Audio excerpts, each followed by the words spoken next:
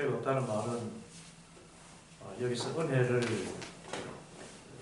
체험하고 또 하나님을 만나는 데 집중하고, 그래서 부담을 전혀 갖지 말고 이 자리에 임하라 하는 말씀입니다. 그 영성 훈련이라는 말 생소해 하시는 분이 혹 있으실지 모르겠어요. 영성이라는 것은, 영성이 뭐죠? 영성이라는 것은 사전적인 의미로 보면은 어떤 초월적인 존재와 교감하는 능력을 영성이라고 합니다. 보이지 않는 어떤 실체가 있는데 그런 초월적인 존재와 교감하는 능력을 영성이다, 그렇게 이야기를 합니다. 그런데 우리 기독교적으로 영성을 풀자면 그것은 하나님을 만나는 것이고, 누구를 만나요? 하나님 만나. 그리고 예수님을 닮아요. 그리고 지금 내 안에 계신 성령님의 음성을 듣고 분별해서 그 음성을 따라서 합니다. 그것을 영성이라고 해요. 지금 우리 마음속에 예수님 계십니다. 성령 하나님으로 계셔요. 그래서 하나님이 지금 우리 모임에도 있고 지금 내 마음속에도 계십니다. 그래서 예수님을 닮아가고 성령님을 따라서 살려면 필수적으로 성령님의 음성을 분별해내야 됩니다. 분별. 그렇죠? 어떤 일을 둘 때에 이것이 하나님의 뜻인가, 또 이 일에 대해서 하나님이 뭐라고 하시는가, 내가 어떤 직장을 선택할 때나 배우자를 선택할 때나 어떤 중요한 일을 결정할 때가 있을 때 하나님은 뭐라고 하시는가, 그걸 분별해내야 되지 않겠습니까? 그래서 그 뜻을 분별해내서 살아가는 것이 영성적인 삶이라고 얘기해요. 성령을 따라 사는 삶. 그런데 이 분별의 제일 중요한 것이 무엇인가 하면은 영적인 자유함이라 그래요. 뭐가 제일 중요하다고요? 영적인 자유가 있어야 그 하나님의 뜻이 무엇인지를 분별할 수 있어요. 그러면 영적인 자유가 뭐냐 하면은, 그것을 조금 어려운 말로 불편심이라고 하는데 한 곳으로 치우치지 않는다는 말입니다. 이것은 내 뜻과 내 생각과 내 계획대로 되지 않아도 좋으니 모든 것이 하나님께서 기뻐하시는 뜻대로 이루어지기를 원합니다 라는 갈망입니다.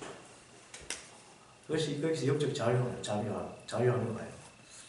내가 지금 어느 직장을 두고 두 가지 직장이 있습니다. 이렇게 선택해야 될 직장이 두 가지가 나타났다면, 아니 지금 뭐 이 사업을 내가 계속 해야 되느냐 그만둬야 되느냐, 이런 어떤 기로에 서 있을 때 그 결정이 쉽지 않죠.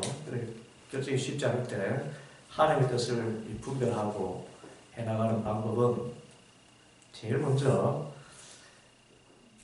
어떤 결정을 내리든지 하나님이 기뻐하시는 뜻대로 이루어지게 하소서. 그래서 예수님께서 십자가에 못 박히시는 그 겟세마네 동산에서 기도하실 때 하신 기도가 있죠. 나의 원대로 마시고 아버지의 원대로 하시옵소서. 그러니까 내가 세우는 계획대로 되는 것이 아니라 하나님이 원하시는 대로 이루어지기를 바라나이다. 그 마음을 갖는 것이 불편심입니다. 불편심. 그러니까 다른 어떤 내가 계획하는 것이 꼭 되어야 된다라고 집착하지 않고 한 곳에 마음이 확 뺏기지 않고 마음을 비워서 조연하게 하나님이 기뻐하시는 뜻대로 되어지기를 원합니다. 그렇게 하면 영적인 자유함이 와요. 그 다음에 중요한 두 번째는 하나님께 맡기고 나서 선택하는 것입니다. 선택할 때 나의 이성을 사용하기도 하고 느낌을 사용하기도 하고 성경 말씀을 사용하기도 하고 어떤 분은 꿈을 통해서 사용하기도 하고 자연을 통해서 선택하기도 하고, 그런데 그때 한 모든 선택은 하나님께서는 최선의 길로 이끌어 주신다는 확신 가운데 가는 것입니다. 그러니까 영적인 자유함 안에서 모든 것이 하나님의 뜻대로 되기를 원합니다. 이것이 우리 영적인 갈망이라고 그래요. 가장 기본적인 갈망은 하나님이 기뻐하시는 것이 무엇인가? 내가 이 사업을 계속하기를 원하시는가? 아니면 그만두기를 원하시는가? 하나님이 뭘 원하시겠는가? 하나님의 영광을 위해서 내가 어떻게 해야 되겠는가? 그것이 전제가 되고 나서 그 안에서 여러 가지 일들을 정보를 모아서 선택을 했다면 그 다음부터 그 선택의 책임을 하나님이 져주신다는 것을 믿고 나가는 것입니다. 이것을 우리는 하나님과 공동작업이라고 그렇게 이야기해요. 공동창조. 그래서 우리는 어떤 선택을 할 때 100% 완전한 선택을 할 수는 없습니다. 왜냐하면 우리는 다 죄인이기 때문에 그래요. 죄인이기 때문에 100% 완전한 선택을 할 수 없지만 동시에 우리는 하나님의 사랑을 받고 구원받은 죄인이면서 의인입니다. 우리는 하나님의 부르심을 받은 하나님의 자녀가 되었어요. 그래서 죄인인 우리는 결정을 100% 완전하게 할 수 없지만은 내가 내린 결정을 나를 사랑하시는 하나님으로부터 말미암아서 가장 최선의 길로 이끌어 가신다는 확신을 가져야 된다는 것입니다. 그것이 로마서 8장 28절에 있는 말씀. 하나님을 사랑하는 자, 그 뜻대로 부르심을 받은 자들에게는 모든 것이 합력하여 선기입니다. 여기 사실을 믿어야 됩니다. 그래서 내가 어떤 결정을 했는데 분명히 하나님이 기뻐하시는 뜻이라 생각하고 결정을 했는데 그것이 100% 완전할 수 있습니까? 없습니까? 없어요. 그것도 감안해야 됩니다. 내가 결정을 한다고 해서 이것이 100% 완전한 결정이 못 된다. 그렇지만 내가 한 결정을 하나님은 존중해 주셔서 하나님께서 내 결정을 가지고 새롭게 빚어가지고 하나님이 계획하신 아름다운 미래를 만들어 주신다는 것입니다. 그러기 위해서는 계속해서 누구를 바라봐야 될까요? 예수님을 바라봐야 돼요. 그 결정하고 선택하는 모든 과정에 하나님이 기뻐하시는 것이 무엇인가? 하나님이라면 어떻게 하실까? 계속 하나님께 나의 이 선택의 과정에 주님 함께 하시옵소서. 영적인 자유함을 가지고 선택하게 하시옵소서. 그렇게 계속해서 주님 바라고 나가면은 하나님께서 합력해서 최선의 길로 이끌어가게 되고 이것이 영성 훈련인 것은 계속해서 하나님께 묻기 때문에 그렇습니다. 예. 심지어 무엇을 먹을까 마실까 입을까조차도 우리는 그때마다 선택하잖아요. 오늘 무슨 옷을 입어 나갈까? 근데 이때도 가장 적절한 옷이 있습니다. 그죠? 그때 우리는 무엇을 사용해서 그것을 결정할까요? 나의 경험과 내 이성을 통해서 분별해내고 결정해내는 것입니다. 시장에 가서 과일을 하나 사더라도 이거 맛있고 이건 좋은 것이다. 어떻게 해서 구별하면 선택합니까? 그걸 내 경험입니다. 내가 이렇게 어떤 지식이 있습니다. 그런데 그런 이성과 지식을 하나님께서 사용해서 결정하도록 우리를 도우신다는 것이죠. 그건 아주 작은 선택이고 인생의 배우자를 선택하는 것, 또 교회를 선택하는 것, 그리고 주님께서 맡기시는 그 일들을 감당하느냐 감당하지 못하느냐 그 선택하는 것, 또 직장을 선택한다든가 또는 여러 가지 중요한 어떤 거래나 계약이라든지 이런 것에서 선택해야 될 길로 있었을 때 하나님이 가장 기뻐하시는 것이 무엇일까? 하나님이 원하시는 게 무엇일까? 그것에 그 질문을 그 기준으로서 선택하겠다고 마음을 품고 선택하고 나면은 그 선택 이후의 책임은 누가 지신다?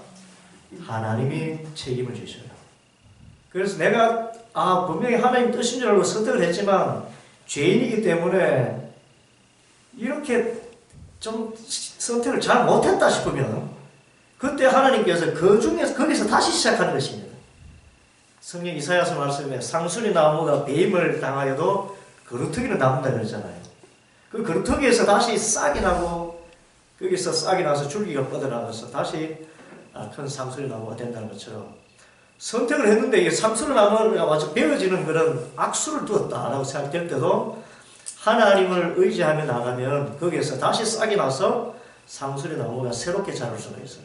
오히려 그런 나무는 더 잘 귀하죠. 여러분 분재를 할 때에 아주 그 귀한 분재는 꼿꼿이 잘 자란 나무입니까? 아니면 제멋대로 막 굵어진 나무입니까? 예, 막 풍상을 겪어가지고 뿌리 다 밖으로 나와 있고 그 다음에 막 90도로 꺾여 태풍에 넘어져 있다가 다시 햇빛 보고 일으키고 해서 이렇게 구불구불하게 된 그런 것들이 그 분재로서 아주 가치가 있지요. 예. 그런 것처럼 우리는 비록 실수하고 그 선택이 있어서 완전하지 못해도 하나님께 다시 맡기면은 하나님께서는 그것을 가장 아름다운 모습으로 변화시켜 주실 줄 믿습니다. 그것이 우리가 분별하는 기준이 되겠습니다. 그래서 그렇게 우리 분별의 목적이 있어요. 여러분 분별의 목적은 내가 최선의 선택을 하기 위한 것이 아니고 선택하는 과정에서 하나님을 가까이 하는 것, 이것이 분별의 가장 우선적인 목적입니다. 이거 참 대단히 중요해요. 분별의 목적이 뭐라고요? 하나님을 가까이 하는 것이 분별의 가장 큰 목적입니다. 하나님과 친해지는 것. 그래서 내 선택을 바르게 하는 것이 목적으로 시작했지만은 그 목적을 두고 누구에게 기도합니까? 하나님께 기도하기 때문에 결국 누구를 찾게 돼요? 하나님을 찾게 되거든요. 그래서 분별에서는 결과보다는 과정이 더 중요합니다. 하나님께서는 그 과정을 아시기 때문에 내가 어떤 선택을 내리더라도 다시 거기서 새로운 좋은 결과를 내어가시는 것입니다. 그러니까 하나님의 관계입니다. 내가 어떻게 투자를 잘해서 내 이득을 취하겠느냐, 이거 하나님께 묻는 게 아니고, 물론 그런 목적을 가지고 있더라도 하나님이 기뻐하시는 투자는 어떻게 하는 것입니까? 라고 물으면서 나가다 보면 하나님과 친밀해집니다. 그러면서 하나님 주시는 지혜를 얻고, 그러면서 혹 투자를 잘못했더라도 거기서부터 다시 하나님께서 바르게 할 수 있도록, 그래서 영적으로 점점 성장하게 됩니다. 이제 분별의 첫 단계를 지금 오늘 여러분과 함께 지금 시작하겠는데, 지난 2시간 동안 이런 말씀들을 나누었었어요. 이런 말씀을 나눴고, 그러면 이 분별을 어떻게 해나가느냐, 그것은 첫 단계는 뭘 가져야 되겠다요? 예, 영적인 자유함을 추구해야 됩니다. 영적인 자유함이 뭐라 그랬죠? 내 뜻대로 마시고 아버지의 뜻을 하시옵소서. 하나님이 기뻐하시는 뜻이 무엇입니까? 이 사건을 통해서 하나님이 원하시는 것이 무엇입니까? 그 뜻에 따르겠습니다 라고 마음의 갈망을 하나님의 뜻에 맞추면은 그때부터 불편심이 생깁니다. 불편한 마음이 아니고요, 이것을 조연함이라고 그렇게 표현하기 더 좋겠어요. 조연한 마음을 가지게 돼요. 하나님 뜻대로 되기를 원하나이다 라고 하면은 마음이 편안해집니다. 그러면 바른 선택을 할 수 있어요. 그런데 내가 생각할 때 좋은 것이 되기를 바라나이다, 최선의 선택을 내려서 내게 제일 유익한 것이 되기를 원합니다 라고 이렇게 접근하면은 초연하지를 못하게 되고 집착하게 되면서 오히려 바르지 못한 선택을 할 경우가 있습니다. 그래서 분별하기 전에 가장 먼저 영적 자유를 가져야 됩니다.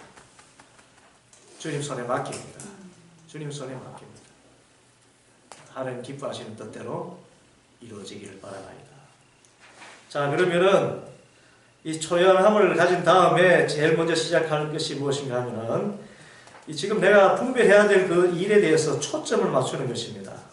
그래서 첫 단계는 지금 내가 분별하고자 하는 그 문제가 뭔가, 그것을 명확하게 하는 것입니다. 여러분 지금 제일 알고 싶은 하나님 뜻이 뭐예요? 그것을 여러분 한 문장으로 한번 표현해 보십시오. 내가 지금 이것이 이 초점 맞추기인데, 여러분 지금 제일 알고 싶은 하나님 뜻이 무엇입니까? 아니면 무언가를 지금 선택해야 되는데 그 갈등하고 있는 선택의 제목이 뭡니까? 한번 써보십시오. 지금 내가 제일 분별하고 싶은 하나님 뜻이 뭡니까? 어떤 일을 두고 분별하고 싶어요? 그래, 그 문제를 여러분이 분명하게 갖고 있어야 됩니다. 그래야 분별이 시작됩니다. 그것을 초점 맞추기라고 해요. 이 사업을 계속 해야 됩니까? 안 해야 됩니까? 하든지, 이 아이를 이 학원에 보내야 될까요? 아니면 학원 치우고 집에서 자율학습 시켜야 될까요? 어떤 것이든지 여러분, 이 분별이라는 것은 꼭 큰 문제만이 시작되는 게 아닙니다.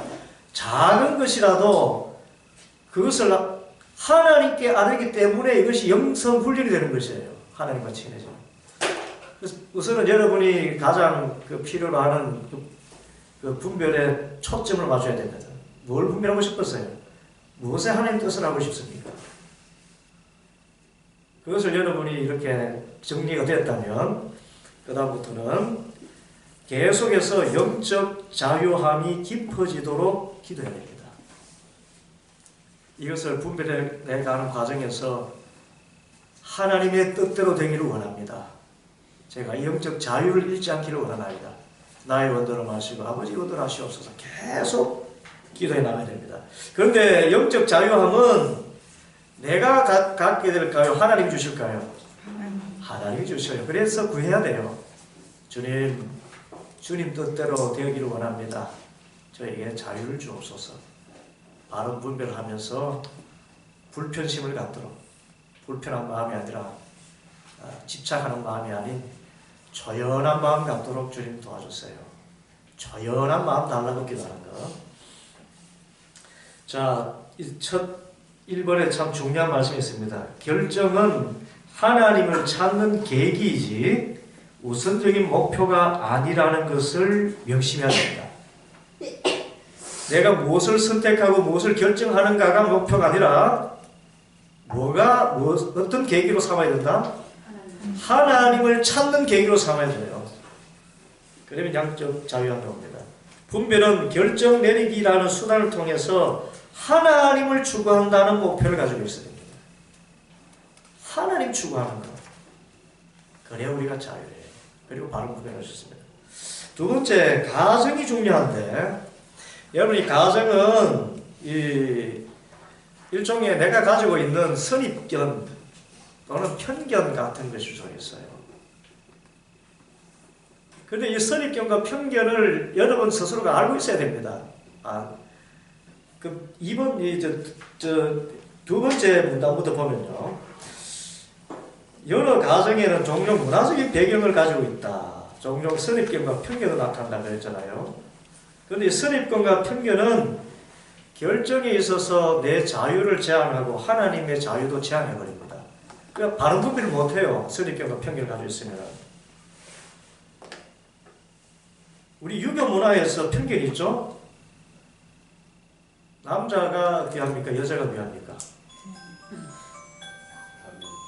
유교 문화에서. 이 봐요. 다 그렇게 하고 있잖아요. 그죠? 그러면 하나님 앞에서 남자가 귀합니까? 여자가 귀합니까? 그렇죠. 그래서 지금 내가 가지고 있는 이 편견, 유교 문화 속에 만약에 남자가 더 귀하게 여긴다는 것, 이것을 깨뜨려야 됩니다. 이 가정입니다. 가정. 하나님은 남자를 더 귀히 여기실 거야. 많이 배운 사람들을 더 소중히 여기실 거야.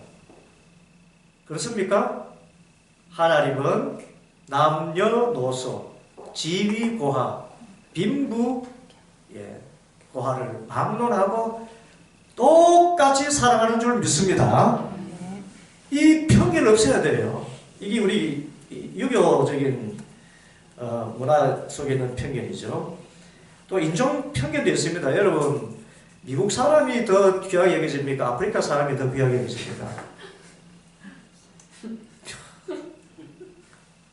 다 틀림없죠. 아프리카 사람은 뭔가 조금 무시해도 좋을 것 같고 미국 사람은 괜히 있어 보이고 그렇지 않아요? 영어도 잘하고 말이죠. 우리는 돈 들여가지고 수억을 쏟아부어서 영어 하나 배우려고 그렇게 하는데 이런 편견을 버려야 됩니다. 하나님께서는 지금 하나님 앞에서 분별을 구하는 나를 목사인 저하고 여러분하고 둘 중에 누구를 더 귀하게 여길까요? 예, 윤경자 변호사님. 분별을 원할 때 하나님께서 목사를 더 귀하게 계실까요?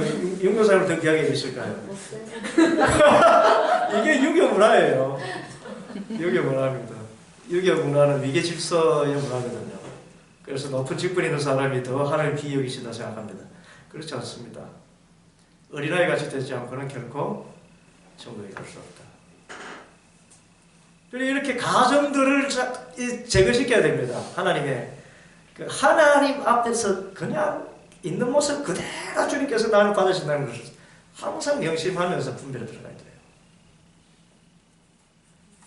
요한복음 4장에 보면은 수가성의 여인, 우물가 여인 들어보셨죠?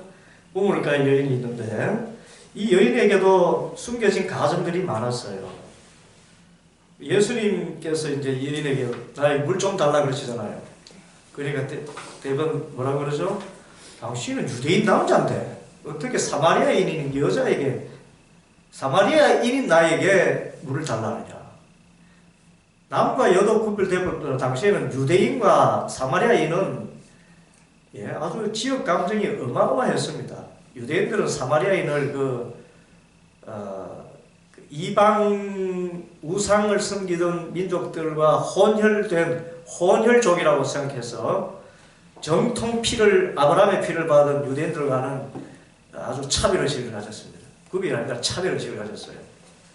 그래서 예수님은 유대인이기 때문에 사마리아인인 이 자기를 이렇게 무시하고 상관 안 할 것이다 라는 그런 편견을 갖고 있는 거예요. 이것이 하나님의 은혜, 예수님의 은혜 받는데 얼마나 큰 장애가 됩니까? 그런데 예수님은 대화를 원하시죠. 그리고 대화를 하십니다. 또 지역적인 편견도 있어요. 지역적인 편견.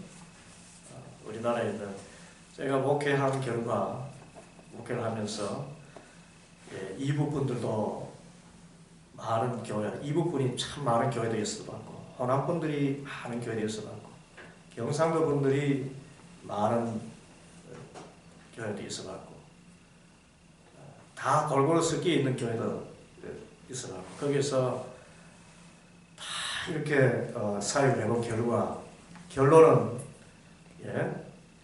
좋은 사람은 좋은 사람이고, 나쁜 사람은 나쁜 사람이다. 지역과 차이 없어요.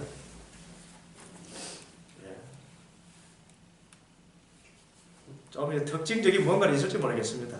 그런데 나쁜 사람은 그냥 나빠요. 어디를 살아도 나쁘고, 좋은 사람은 어디를 어느 출신이라도 좋습니다. 그럼 우리가 이런 편견을 버려야 영적인 분별을 바로 할 수가 있습니다. 저거는 내가 싫어하는 지역의 사람이기 때문에 저 사람은 틀림없이 나빠라고 생각을 하게 되면 하나님께서 이렇게 정해주신 바른 뜻을 거스를 수 있다는 거죠. 여자보다는 그래도 남자여야 돼 라고 생각한다 그러면은 그런데 이 편견을 참 벗어나기 쉽지가 않아요. 굉장히 어렵습니다.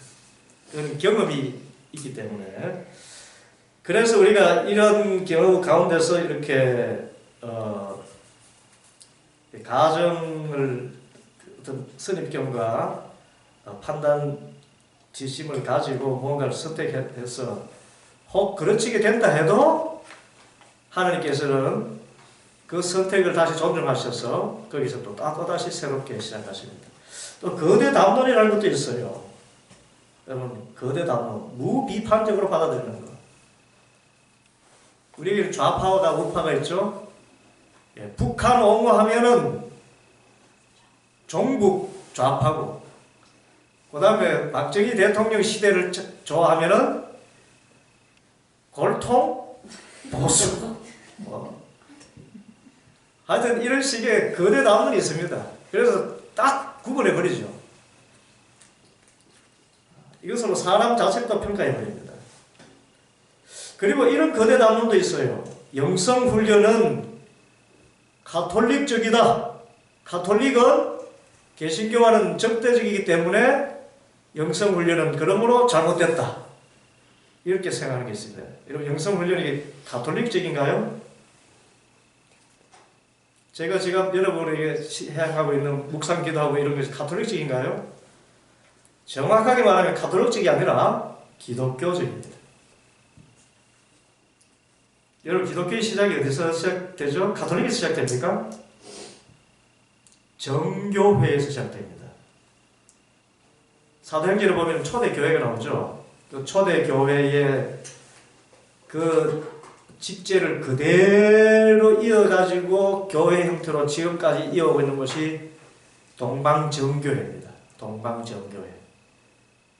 그리고 그 중간에 이렇게 예수님의 그 신성과 인성, 예.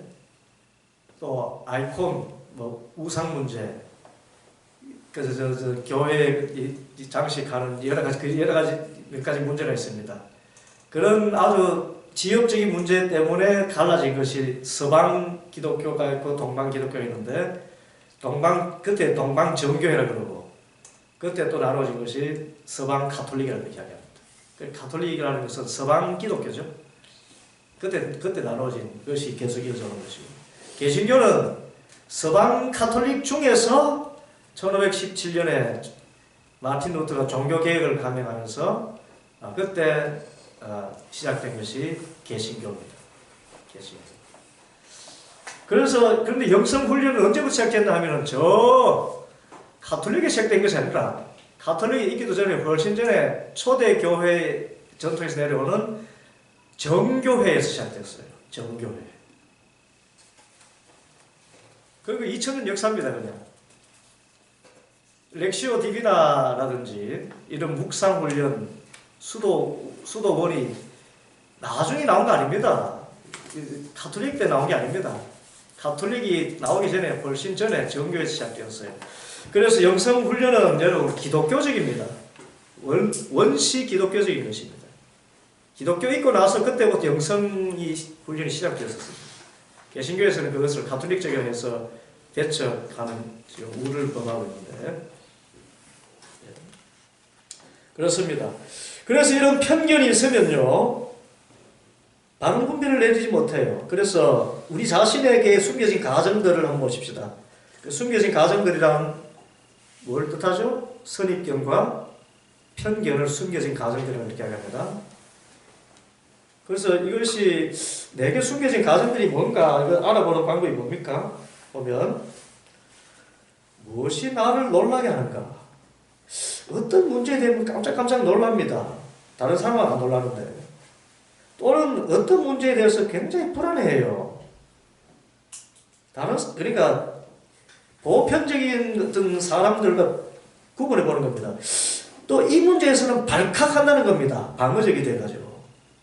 발끈하게 되고, 마치 그 상처에 이 소금을 뿌린 듯이 막 화들짝 하는 그런 것이 있습니다. 그런 것이 무엇인가를 여러분들이 알고 있어야 됩니다. 여러분 자신을. 그래서 그것을 보편화시켜야 됩니다.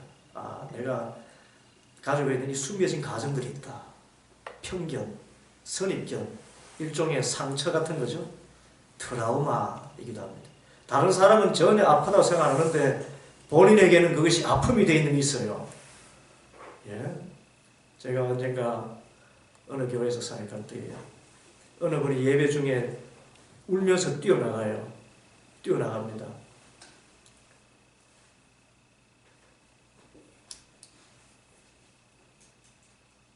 그리고 나중에 성경 공부를 하는데 그분이 같은 성경 공부를 하게 돼가지고 하는데 어느 특정 단어를 어떤 주제를 이야기하는데 이분이 대노를 하는 것입니다. 굉장히 이 신실한 그런 신앙생활 하시는 분이었어요. 화를 내면서 목사님이 어떻게 그런 말씀을 할 수 있습니까? 그러더라고요. 내가 무슨 말 했는가 보니까 그때 예를 하나 들었어요. 성경적 재정 교육을 하면서 이 시대가 얼마나 악한지 여러분 이 자식이라도 부모를 돈이라면 부모를 버릴 수 있는데 그 돈 기준이 얼마인 줄 압니까? TV 뉴스에 나왔습니다. 10억이면은 부모도 몰라보고 부모 버릴 수 있다라고 설문지에 그때 나온 적이 있습니다. 10억이면 부모도 버리겠다. 그러니까 어떻게 그런 목사님이 그런 예를 들어서 말씀할 수 있냐는 거예요. 그런데 알고 보니까 이분이 젊어서 혼자 되셨어요. 혼자 되셔서 유일하게 그 아들 하나 키워왔는데 아들이 돈 때문에 부모를 배신할 수도 있다는, 엄마를 배신할 수도 있다는 이런 말들을 제가 했다는 거죠. 10억이면 부모도 버릴 수 있다는 이 설문조사 했던 내용들을 황금 만능주의에 대해서 이야기한 중에 한 것이 자기가 들을 때는 우리 아들도 돈 때문이라면 나를 버릴 수 있다고 그렇게 들린 겁니다. 그러고 나서 예배 중에 뛰어나간 이유를 알고 보니까 그날 주일날 담임 목사님이 설교를 하시는데 성경 말씀이 있는 그대로 과와 과부와 개개개 이렇게 11조를 통해서 구제한 일이 있고 하면서 과부와 나그네를 선대해야 된다. 과부란 말을 썼다는 거예요. 어떻게 목사님이 과부란 말을 쓸 수 있습니까? 그렇게 해서 울면서 뛰쳐나간 거예요. 이분은 과부라는 말에 이 숨겨진 가정이 들어있는 거예요. 과부라는 말 속에는 온갖 결론이 뭔가 하면 멸시, 조롱, 그리고 혼자서 싸워 이겨내고 자식들을 혼자서 키워내야 되는 그 어마어마한 부담들, 그 고생스러웠던 상황들. 그래서 과부 그러면, 그래서 저도 그 이후로요, 설교할 때 과부라는 표현을 잘 안 쓰게 됩니다. 홀로 대신 여인, 이렇게 표현하고요. 제가 그렇게 하지 않을까요? 과부라는 표현 거의 안 씁니다. 그 한문을 생각하면서. 이게 경험인 거죠. 그래서 여하튼 그런 숨겨진 가정들이 있어요. 여러분이 어떤 문제에 그렇게 발끈합니까? 어떤 문제에 그렇게 불안해하고 어떤 문제에 닥치면 그렇게 좌절하게 되죠? 그것을 일일이 나열을 하세요. 일일이 나열해서 분별한 문제에 이 선입견과 편견이 작용하지 못하도록 자꾸 객관화시켜 나가야 됩니다. 주님, 저에게 이런 상처가 있어서 남들은 이런 문제에 불안해하지 않는데 저는 여기 불안해합니다. 너희는 마음에 근심하지 말라. 하나님을 믿으니 또 나를 믿으라 하셨지만은 저는 이 문제만큼은 불안해서 견딜 수가 없어요. 그 솔직하게 여러분들이 그래야 분별을 발휘할 수 있습니다. 이 선입견과 편견에 잡혀 있으면, 그런데 이 숨겨진 가정을 드러내는 것은 한순간에 다 드러내는 것이 되는 것이 아니라 평생에 걸친 과제가 될 수가 있습니다. 우리가 분별하는 사람이 되는 길은, 그래서 순간순간 이 숨겨진 가정들은 하나하나씩 이렇게 드러나고 또 풀려지기 때문에 그 순간이 허락하는 만큼 깨닫고, 그죠? 깨달아질 때 깨닫고, 또 하나님의 은총 가운데서 그렇게 깨달은 마음으로 주님께 헌신하고 하는 그런 과정을 밟아가는 것입니다.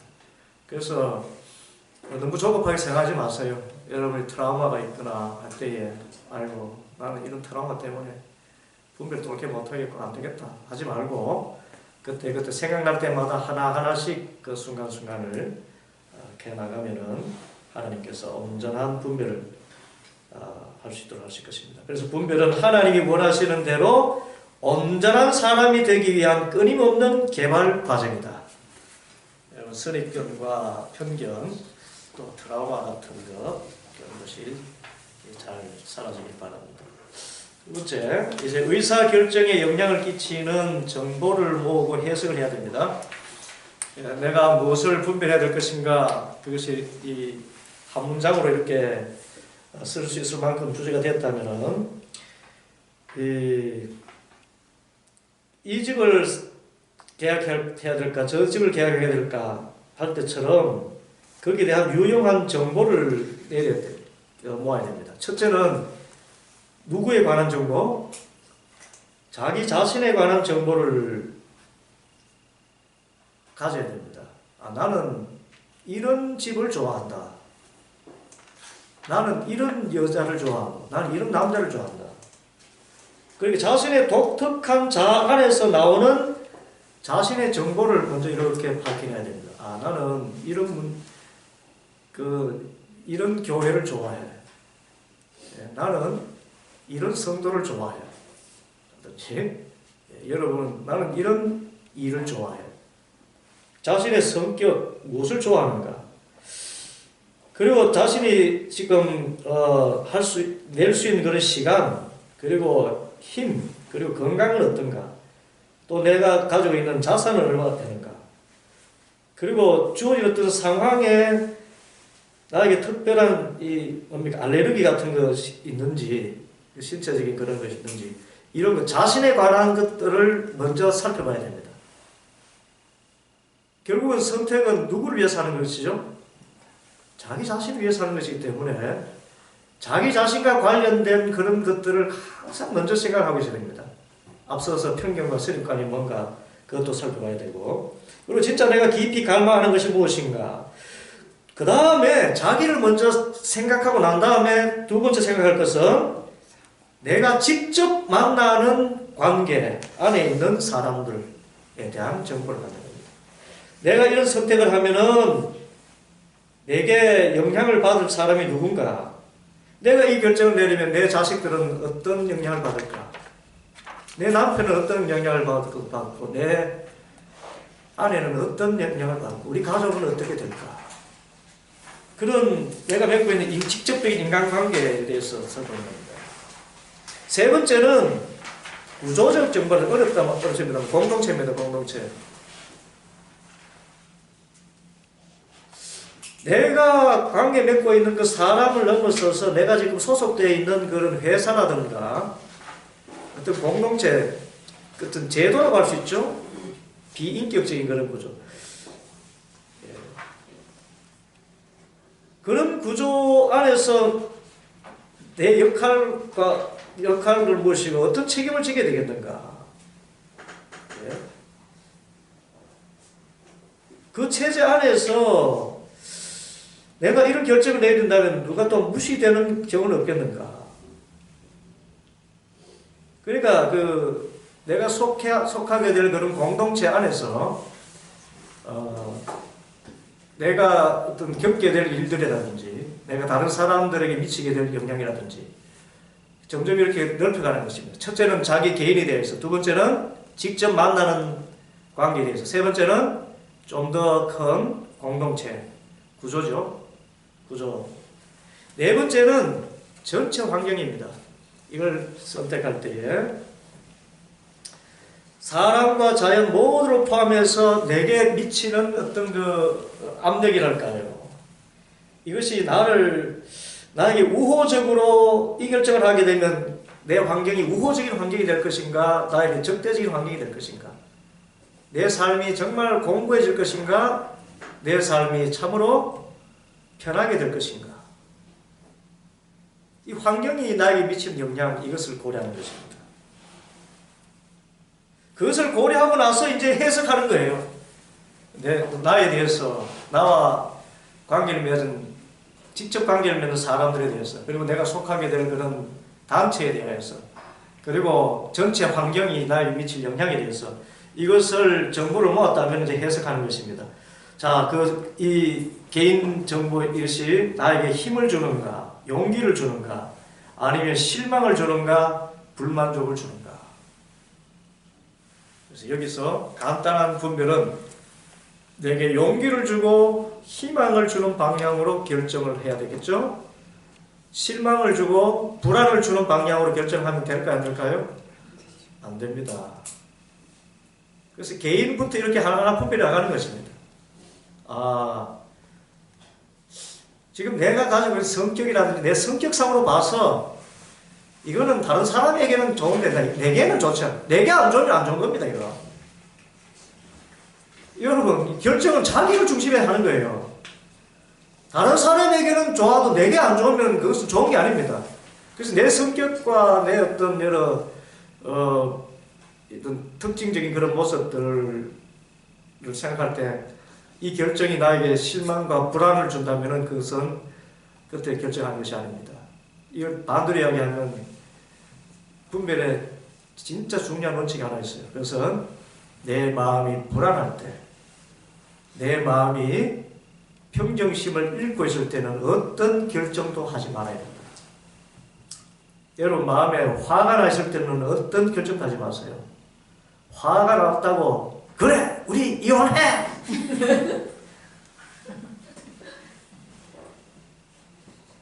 후회하거든요. 후회되어서 그때 내가 그 말 했는데 미안해 이래가지고 수습도 할 수 있지만은 그게 말이 그게 시가 되어가지고요. 그게 또 자신의 특성상 또 자존심이 또 있잖아요. 그죠? 그래서 그 자존심을 끝까지 유지하려고 헤어지기 싫은데 결국은 도장 찍으러 가는 그런 예도 있어요. 여러분 주위에 그런 분들 보지 못했습니까? 그러니까 마음에 분노가 있거나 평정심을 잃었거나 아주 낙심해 있거나 우울해 있거나 그러니까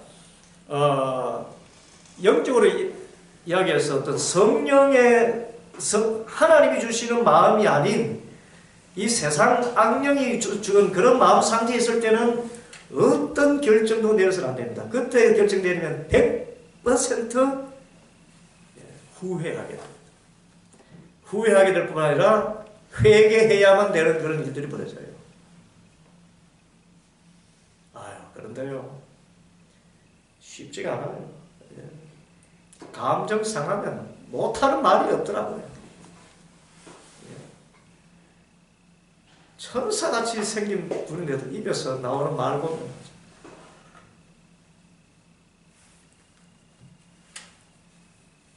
자신의 모습을 봐도 그래요. 저 자신의 모습을 봐도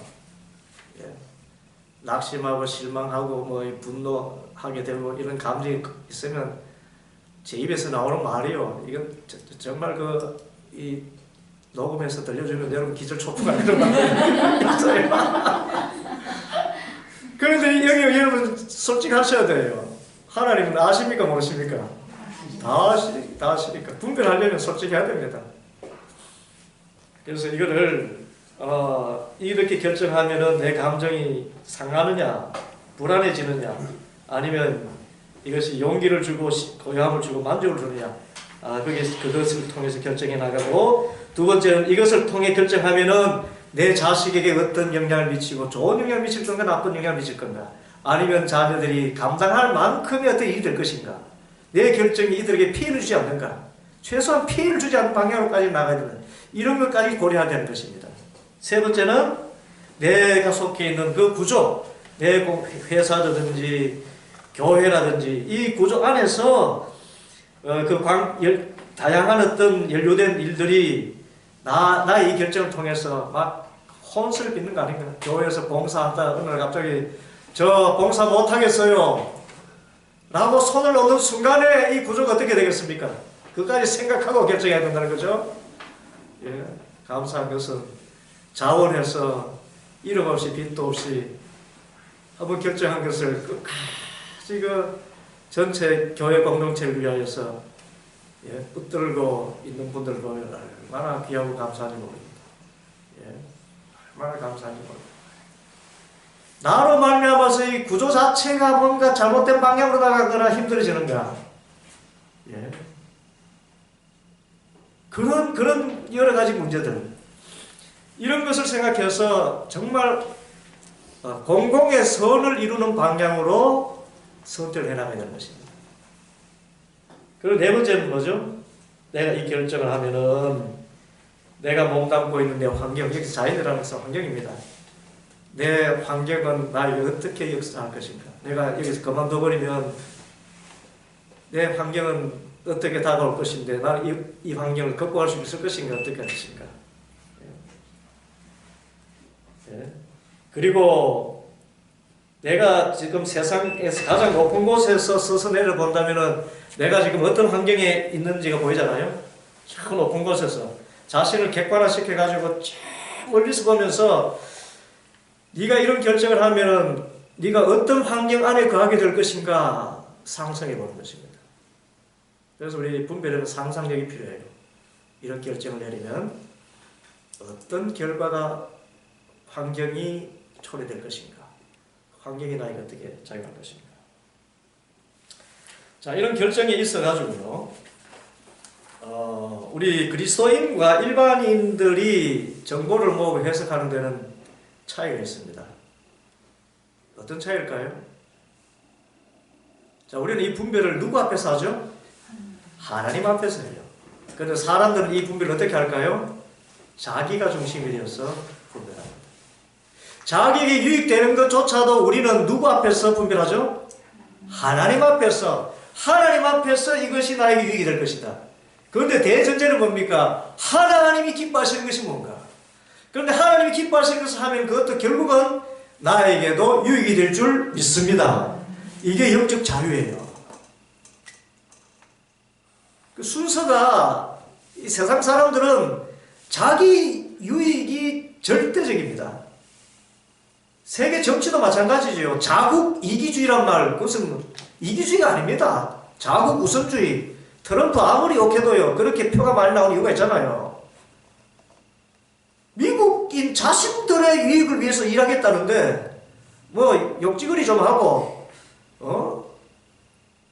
그래본들, 우리 위해서 잘해주겠다는 거 아닙니까? 그 이민자 막아서 일자리 보장해 주겠고, 군비 대외적으로 지출되는 거 감축시켜서 자국민들을 보호하는 데 더 앞장서겠다. 우리는 이기적이라고 생각해서 본인들에게는 유익한 거예요. 그래서 자기 유익이 세상 사람들의 절대적인 기준입니다. 그래서 그 분별이 바르지 못하는 경우가 많죠. 그런데 우리의 분별은 누구 앞에서 한다? 하나님 앞에서. 하나님이 기뻐하시는 것이 무엇인가? 그래서 첫 번째, 우리는 이 비그리스도인들보다 더 폭넓은 정보를 봅니다. 그것은 우리와 하나님과의 관계에 관련된 모든 것, 기도 습관, 또 묵상을 통한 의식 성찰로부터 깨달은 것, 그리고 우리가 수행한 앞으로의 어떤 모든 분별 수련의 결과 모두를 포함해서 결정으로 나아가지. 그래서 세상 사람들은요, 하나님과의 관계는 전혀 생각하지 않습니다. 자기 가족, 그리고 공동체 생각 안 할걸요. 회사에 어찌되든 간에 나하고 내 가족만 잘 되면 그만입니다. 나라 어찌됐든 상관없어요. 이완용 같은 선택이 이완용만 합니까? 예, 지금 이 시대 대부분의 비그리스도인들, 그리스도인 중에서도 이 분별의 영성 훈련을 하지 못하는 사람들은 결국은 자기 유익이라는 여기에 묶여가지고 자기와 자기 가족을 넘어서지 못해요.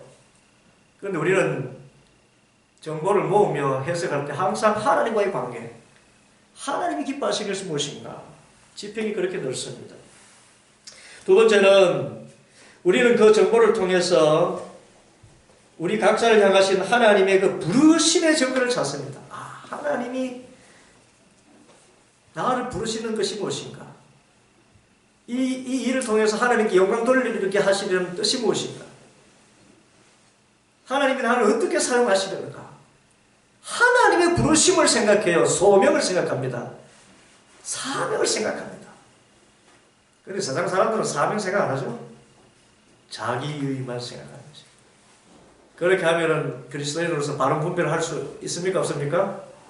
없어요. 그래서 이것이 그리스도인과 비그리스도인인 인의 결정의 차이입니다. 정보를 모으고 해석하는 차이입니다. 그래서 우리는 또 정보를 찾을 때 성령의 정보를 찾고 하나님의 말씀인 성경을 통해서 우리에게 주어진 여러 결정의 단서들을 찾아나갑니다. 이것이 세상 사람들과의 결정의 차이입니다.